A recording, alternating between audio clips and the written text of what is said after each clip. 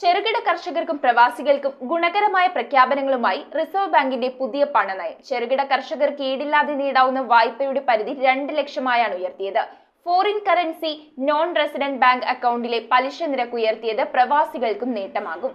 2019 ശേഷം ആദ്യമായാണ് ഈടുരഹിത കാർഷിക വായ്പാ പരിധി റിസർവ് ബാങ്ക് ഉയർത്തുന്നത്. പുതിയ പണനയത്തിന്റെ അടിസ്ഥാനത്തിൽ 1.6 ലക്ഷം രൂപ ഈടുരഹിത വായ്പ ലഭിച്ചിരുന്ന സ്ഥലത്ത് ഇനി 2 ലക്ഷം രൂപ വരെ ഈടുരഹിത വായ്പ ലഭ്യമാകും. കാർഷികോൽപാദന ചെലവിലുണ്ടായ വർധന, മൊത്തത്തിലുള്ള പണപ്പെരുപ്പം എന്നിവ കണക്കിലെടുത്താണ് വായ്പാ പരിധി ഉയർത്തിയതെന്ന് reserve bank governor Shaktikanta Das വ്യക്തമാക്കി.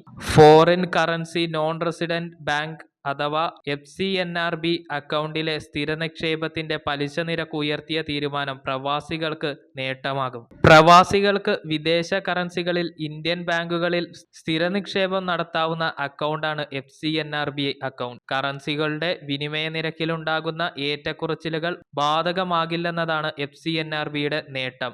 1 വർഷം മുതൽ 3 വർഷത്തിൽ താഴെ വരെ കാലാവധിയുള്ള നിക്ഷേപം പുതിയ നിരക്കിൽ സ്വീകരിക്കണമെന്നും ബാങ്കുകൾക്ക് റിസർവ് ബാങ്ക് നിർദ്ദേശം നൽകി. 2025 മാർച്ച് 31 വരെയാണ് പുതിയ നിരക്കുകൾ ബാധകമാകുക. News desk metro 7.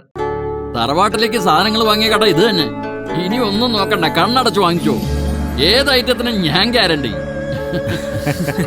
ചേന്നാട്, തലമുറകൾ കൈമാറുന്ന വിശ്വാസം. ചേന്നാട് ഇലക്ട്രിക്കൽസ്, തോപ്പുംപടി, കൊച്ചിൻ 5.